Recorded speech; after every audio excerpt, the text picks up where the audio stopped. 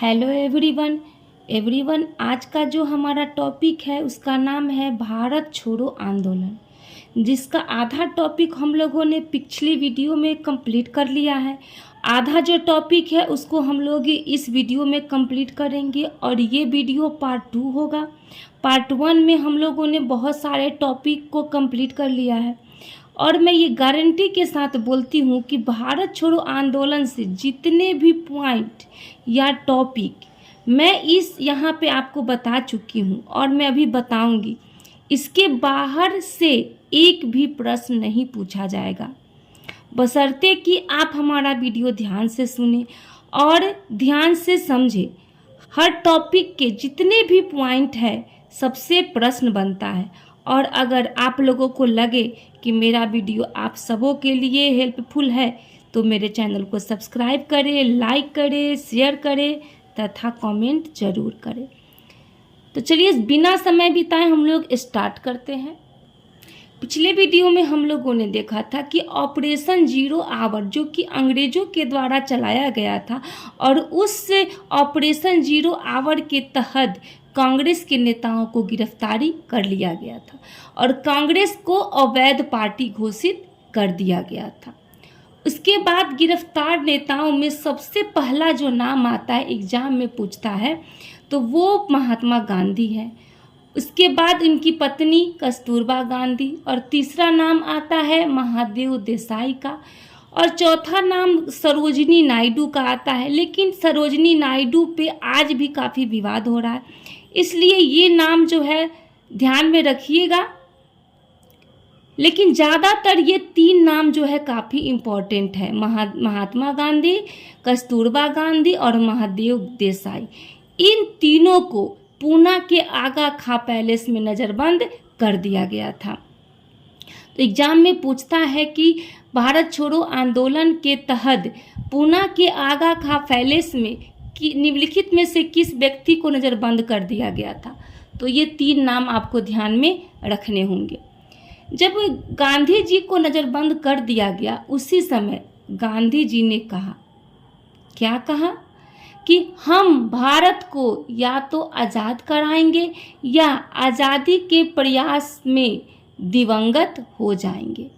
तो ये कई बार एग्जाम में पूछा गया है कि यह कथन किसका था।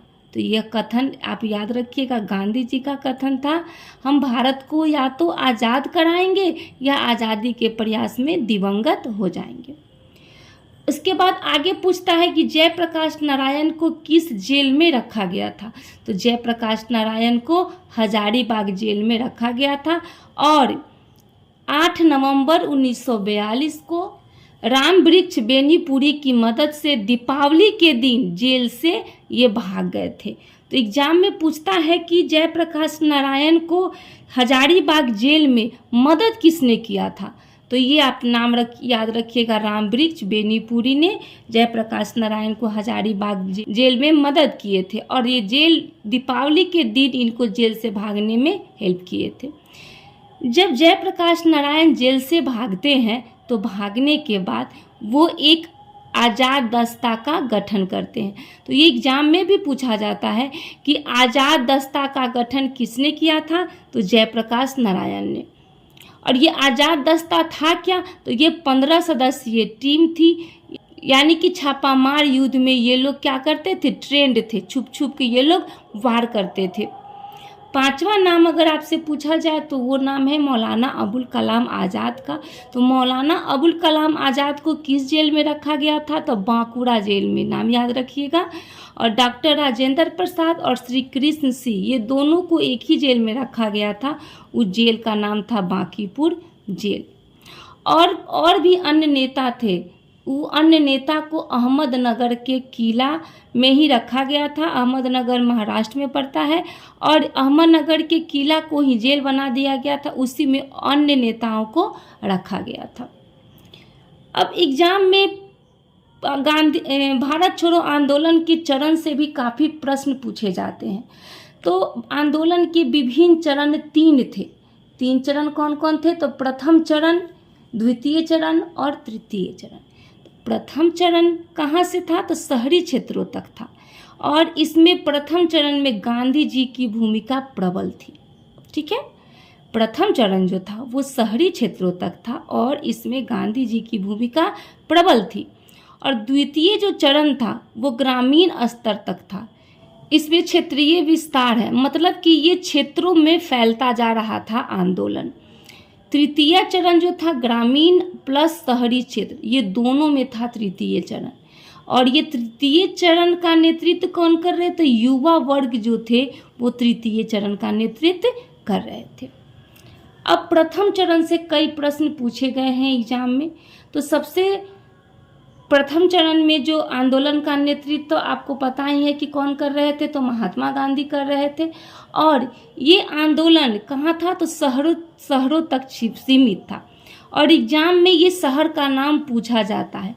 कौन से शहरों में? सभी शहरों में नहीं सीमित था, बस दिल्ली, मद्रास, बॉम्बे, कलकत्ता, अहमदाबाद और पूना, इन्हीं शहरों तक ये सीमित था। तो ध्यान में रखिएगा इन शहरों का नाम।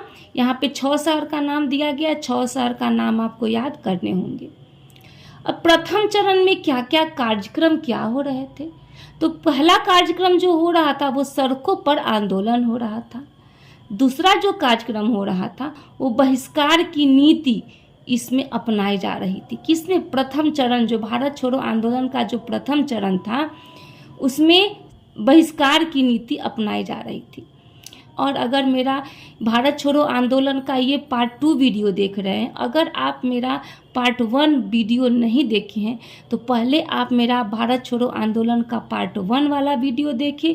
उसके बाद अगर आप ये वीडियो देखते हैं तो आपको अच्छे से समझ में आएगी, वरना आपको समझने में काफ़ी परेशानी होगी। इसके बाद है कि कल कारखाने में हड़तालें हो रही थी। किस चरण में? तो प्रथम चरण के अंतर्गत। सरकारी संपत्ति को नुकसान पहुंचाया जा रहा है और पुलिस से हिंसात्मक झड़पें हो रही थी। तो ये प्रथम चरण में ये सारी घटनाएं हो रही थी। सारी घटनाएं आपको ध्यान में रखने होंगे कि प्रथम चरण में कौन कौन सी घटनाएं हो रही थी, ये एग्जाम में पूछा जाता है। फिर अब हम लोग देखते हैं द्वितीय चरण में। तो आपको याद है कि द्वितीय चरण में जो है आंदोलन क्षेत्रीय प्रसार ले रहा है, यानी कि क्षेत्रों में ये आंदोलन क्या हो रहा है? फैलता जा रहा है। और यहाँ पे एक बहुत द्वितीय चरण में सबसे इम्पोर्टेंट बात थी कि यहाँ पे समानांतर सरकार बनाई जा रही थी। समानांतर सरकार का मतलब है कि जैसे कि बिहार में नीतीश कुमार जी का शासन चल रहा है और उनकी सारी पावर जनता के हाथों में आ गया। तो सरकार का काम अभी कौन कर रही है? तो सरकार का काम जनता कर रही है। तो ऐसी सरकार को हम कहेंगे समानांतर सरकार। तो यहाँ से 3 प्रश्न बार बार एग्जाम में पूछे जाते हैं। पहला प्रश्न है कि सबसे पहले समानांतर सरकार का गठन कहाँ हुआ है? तो याद रखिएगा सबसे पहले समानांतर सरकार का गठन बलिया में हुआ है। ये एग्जाम में पूछा गया क्वेश्चन है। और इसका नेतृत्व कौन कर रहे थे? तो इसका नेतृत्व कर रहे थे जीतू पांडे। ठीक है। उसके बाद दूसरा एग्जाम में पूछता है कि सबसे लंबी अवधि तक समानांतर सरकार का गठन कहाँ हुआ? तो ये गठन हुआ है तामलुक में। तामलुक कहाँ है? तो पश्चिम बंगाल में। और तामलुक में नेतृत्व कौन कर रहे थे? तो ये भी एग्जाम में पूछा जाता है। तो सतीश सामंत यहाँ पे नेतृत्व कर रहे थे। फिर आगे जो है सतारा में नेतृत्व कौन कर रहे थे? तो सतारा में नेतृत्व YV चौहान नेतृत्व कर रहे थे। तो ये नाम भी आपको ध्यान में रखना होगा। YV चौहान सतारा में नेतृत्व कर रहे थे। आगे एक नोट है, अहमदाबाद में समानांतर सरकार नहीं बनी थी, यहाँ पर आज़ाद सरकार बनी थी। तो ये भी एग्जाम में पूछा जाता है कि किस जगह पर आज़ाद सरकार बनी थी? तो आज़ाद सरकार अहमदाबाद में बनी थी। ये बात आपको ध्यान में रखनी होगी, क्योंकि एग्जाम में बहुत सारे फंसाने का आपको कोशिश किया जाएगा। तो यहाँ पे जितने भी पॉइंट मैं आपको बता रही हूँ, जितने भी पॉइंट है, एक एक पॉइंट आपके लिए काफ़ी इम्पॉर्टेंट है। उसके बाद तृतीय चरण पे अब हम लोग आते हैं। तो तृतीय चरण में आपको ध्यान में होगा ही कि तृतीय चरण कहाँ से कहाँ तक था। तो ये ग्रामीण और शहरी दोनों क्षेत्रों में तृतीय चरण का आंदोलन हो रहा था। और इस आंदोलन का नेतृत्व कौन कर रहे थे? तो युवा वर्ग कर रहे थे और ये आंदोलन जो था भूमिगत आंदोलन था। तो ध्यान में रखिएगा, तृतीय चरण में युवा नेतृत्व कर रहे थे और आंदोलन भूमिगत आंदोलन था।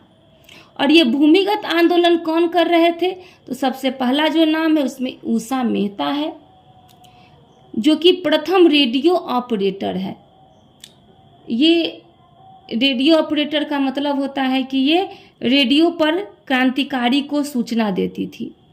दूसरा नाम है सुचिता कृपलानी, तृतीय में है जयप्रकाश नारायण, चौथा में है अरुणा आसफ अली, 5 नंबर में है राम मनोहर लोहिया और 6ठा नंबर में है अच्युत पटवर्धन। तो और बहुत सारे युवा नेता थे, लेकिन इसमें से कुछ नेता जो है एग्जाम में पूछे जाते, इसलिए यहाँ पे नाम लिख दिया गया है। ऐसे ही बहुत सारे नेता थे जो छुप छुप कर भूमिगत होकर आंदोलन कर रहे थे। आंदोलन चलता गया, लोगों ने पुलिस स्टेशन को आग लगाना शुरू कर दिया।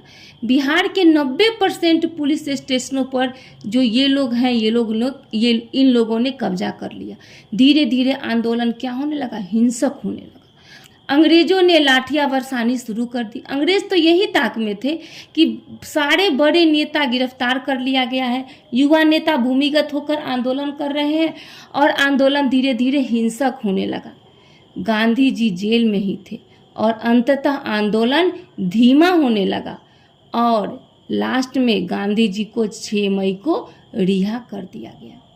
तो कई बार एग्जाम में पूछा जाता है कि गांधी जी को रिहा कब किया गया? तो 6 मई 1944 को गांधी जी को रिहा कर लिया गया। आखिर गांधी जी कैसे रिहा हुए? तो गांधी जी जब जेल में थे तो गांधी जी 11 दिन का उपवास रखे थे। उस समय ब्रिटेन के प्रधानमंत्री कौन था? तो विंस्टन चर्चिल था।